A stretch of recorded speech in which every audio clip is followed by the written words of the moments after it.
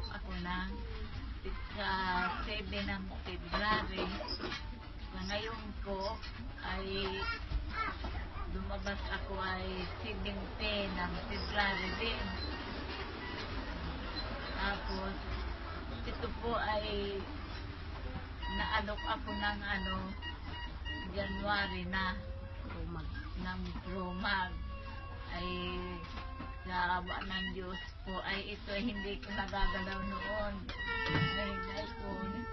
Ay nagagalaw ko na ito. Tapos ako po ay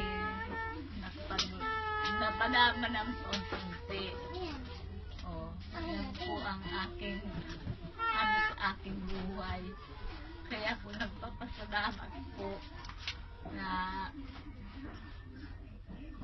ganito ang nangyari sa akin na nakukuha ko ng gamot.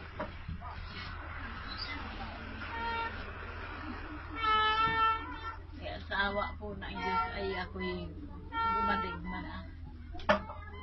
Yan lang po ang aking sabi.